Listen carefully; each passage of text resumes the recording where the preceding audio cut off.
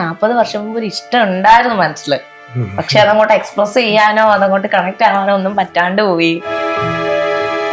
അന്ന് നിങ്ങൾ കണ്ടുമുട്ടിയപ്പോ ഒരു ലെറ്റർ ഞാൻ എഴുതി കൊടുത്തായിരുന്നു, പക്ഷെ ആ ലെറ്റർ കണ്ടിട്ടുമില്ല. അന്ന് ഭയങ്കര സങ്കടം തോന്നിയിരുന്നു. അങ്ങനെ വലിയ പ്രണയമൊന്നും അല്ലായിരുന്നു. ഒറ്റപ്പെട്ട് ജീവിക്കുന്നതുകൊണ്ട് ഒരുപാട് കാര്യങ്ങൾ എനിക്ക് ചെയ്യാൻ പറ്റാതെ വന്നിട്ടുണ്ട്. പാർട്ട്ണർ ഇല്ലാത്തതിന്റെ ആ ഒരു വർഷങ്ങൾക്ക് മുമ്പ് ഒന്ന് കണ്ടിട്ടുണ്ട്, പിന്നെ ഒരു അറിവില്ല. ഞങ്ങൾ രണ്ടുപേർക്കും 2 ഫാമിലി ഉണ്ടായി. അതിൽ ഞങ്ങൾ ഹാപ്പി ആയിട്ട് മുമ്പോട്ട് പോയിക്കൊണ്ടിരുന്നപ്പോഴാ പാർട്ട്നേഴ്സിനെ ഞങ്ങൾക്ക് 2 പേർക്കും നഷ്ടപ്പെട്ടു. അപ്പോൾ പിന്നെ ഒറ്റയ്ക്കായി ജീവിതം. ഏട്ടനും അതുപോലെ തന്നെ 5 വർഷമായിട്ട് ഒറ്റയ്ക്കാണ്, ഞാൻ 10 വർഷമായിട്ട് ഒറ്റയ്ക്കാണ്. അങ്ങനെ കഴിഞ്ഞ് പോയിക്കൊണ്ട് മക്കളൊക്കെ ഉണ്ടെങ്കിലും അവർക്ക് അവരുടേതായ തിരക്കും, അവരൊക്കെ വളരെ ലവിങ് ആണ്, കെയറിങ് ആണ്. പക്ഷെ എന്നാലും നമുക്കൊരു സ്പേസ് അവിടെ ഒഴിഞ്ഞു കിടക്കുകയല്ലേ. അങ്ങനെ വന്നപ്പോ എല്ലാം അവിചാരിതമായിട്ട് സംഭവിച്ചതാ. ശരിക്കും പറഞ്ഞാൽ ഒരു ദൈവത്തിന്റെ ഒരു തീരുമാനം പോലെയാണ് എനിക്ക് തോന്നിയിട്ടുള്ളത്. പറയുന്നുണ്ടായിരുന്നു, ഞാൻ മക്കളുടെ മാമിന്റെ മക്കളുടെ ഒരു ഇന്റർവ്യൂ കണ്ടിട്ടുണ്ടായിരുന്നു. അപ്പൊ അതിൽ പറയുന്നുണ്ടായിരുന്നു 40 വർഷം മുമ്പ് ഒരു ഇഷ്ടം ഉണ്ടായിരുന്നു മനസ്സിൽ. പക്ഷെ അതങ്ങോട്ട് എക്സ്പ്രസ് ചെയ്യാനോ അതങ്ങോട്ട് കണക്ട് ആവാനോ ഒന്നും പറ്റാണ്ട് പോയി. അതിനുശേഷം ഇത് വീണ്ടും കറങ്ങി തിരിഞ്ഞു വരുന്നു എന്നൊക്കെയുള്ളത്. അന്ന് നിങ്ങൾ കണ്ടുമുട്ടിയപ്പോ ഒരു ലെറ്റർ ഞാൻ എഴുതി കൊടുത്തായിരുന്നു, പക്ഷെ പുള്ളിക്കാരി വായിച്ചതുമില്ല, എനിക്കത് കണ്ടതുമില്ല, അറിഞ്ഞതുമില്ല. അതെ, അത് വീട്ടിൽ കൊണ്ട് ഫാദറിന് കൊടുക്കാനുള്ള ഒരു ഇതിനകത്ത് വെച്ചാ കൊടുത്തത്, ബുക്കിലെന്തോ അല്ലേ. അന്നേരം നേരിട്ട് കൊണ്ട് ഞാൻ ഫാദറിനെ കൊണ്ട് കൊടുക്കാൻ പറഞ്ഞു, അതുപോലെ ഞാൻ കൊണ്ട് കൊടുത്തു. നോക്കിയതൊന്നുമില്ല. ഇല്ല, അതിന്റെ അകത്ത് അങ്ങനെ ഒരു ലെറ്റർ ഉണ്ടാവുമെന്ന് അന്ന് ചിന്തിച്ചില്ല. ഇല്ല, അതിനെ പറ്റി ഒരു സൂചനയും തന്നില്ലായിരുന്നു. സാധാരണ ഫാദറിന് കൊടുക്കാനായിട്ട് ഓരോ മീറ്റിംഗ്സിന്റെ കാര്യങ്ങളും ഒക്കെ അടങ്ങിയിട്ടുള്ള ബുക്സ് അവിടുന്ന് തരുമായിരുന്നു. അപ്പൊ ഞാൻ അതുകൊണ്ട് കൊടുക്കാറുണ്ടായിരുന്നു. അതുപോലെ ആയിരിക്കും എന്ന് കരുതി കൊണ്ട് കൊടുത്തതാണ്.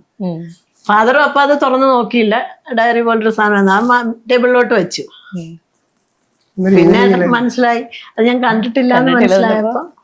കണ്ടിട്ടില്ലെന്നല്ല, അവിടെ ഡെലിവറി ചെയ്ത് ചിലപ്പം എന്തെങ്കിലും പ്രശ്നമുണ്ട് എന്റെ ഫ്രണ്ടിനെ വിട്ടിട്ട് അത് തിരിച്ചു മേടിച്ചു. അതെ, അന്നേരം പിന്നെ ഇപ്പോഴാ മീറ്റ് ചെയ്യപ്പോഴാ അറിഞ്ഞ ആ ലെറ്റർ കണ്ടിട്ടുമില്ല, വായിച്ചിട്ടില്ല, ആ ഫാദറും കണ്ടിട്ടില്ല. അതെ, അന്ന് ഭയങ്കര സങ്കടം തോന്നിയിരുന്നോ? ഇല്ല, അന്ന് സങ്കടം അങ്ങനെ വലിയ പ്രണയമൊന്നും അല്ലായിരുന്നു. ഇഷ്ടം തോന്നി പറയാൻ നോക്കിയ ആ സമയത്തൊക്കെ അത്രയ്ക്കാണ്. ഒന്ന് കാണുക, ഒന്ന് ചിരിക്കുക, അല്ലെ മാക്സിമം ഒന്ന് മിണ്ടുക, അത്രേ ഉള്ളല്ലോ. എടുത്ത് ചിരിച്ചിട്ട് പോലും ഉണ്ടെന്ന് എനിക്ക് തോന്നുന്നില്ല.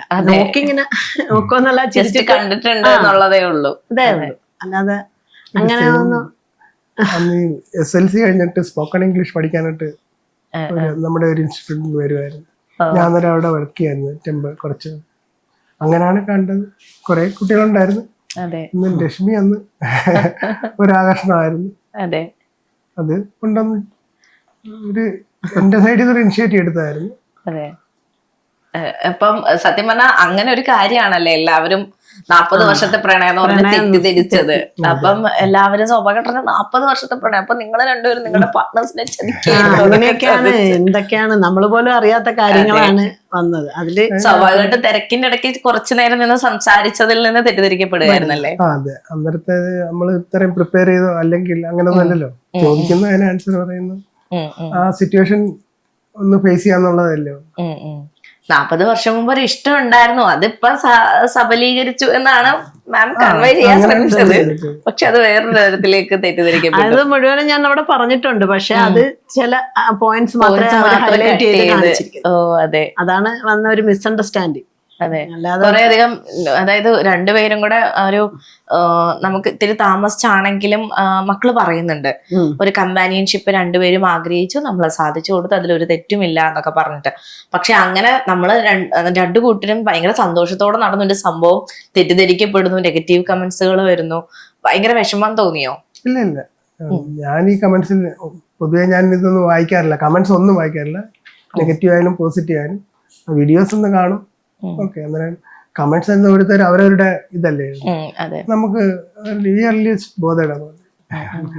ഇതിന്റെ ഇടയ്ക്ക് എപ്പോഴെങ്കിലും ഇങ്ങനെ ഒരു തോട്ട് വരുന്നുണ്ട്, അതായത് ഒറ്റപ്പെടുക എന്ന് പറയുന്നത് ഭയങ്കര ഒരു ഒറ്റപ്പെട്ട് ജീവിക്കുന്നതുകൊണ്ട് ഒരുപാട് കാര്യങ്ങൾ എനിക്ക് ചെയ്യാൻ പറ്റാതെ വന്നിട്ടുണ്ട്. അതെ. ചില കാര്യങ്ങൾക്ക് പോകാൻ പറ്റാതെ വന്നിട്ടുണ്ട്, ഒരു കൂട്ടില്ലാത്തതുകൊണ്ട്. പല ഫംഗ്ഷനുകളിലും ഞാൻ പോകാറില്ല, കാരണം ദൂരെയൊക്കെ ആണെങ്കിൽ എനിക്ക് ഒറ്റയ്ക്ക് പോകാനുള്ള ബുദ്ധിമുട്ടുകൊണ്ട് പോകാറില്ല. പിന്നെ എല്ലാത്തിനും നല്ല ഐസൊലേറ്റഡ് ആയിട്ട് ഇങ്ങനെ കഴിയായിരുന്നു. പിന്നെ മക്കളെല്ലാത്തിനും സപ്പോർട്ടീവാ.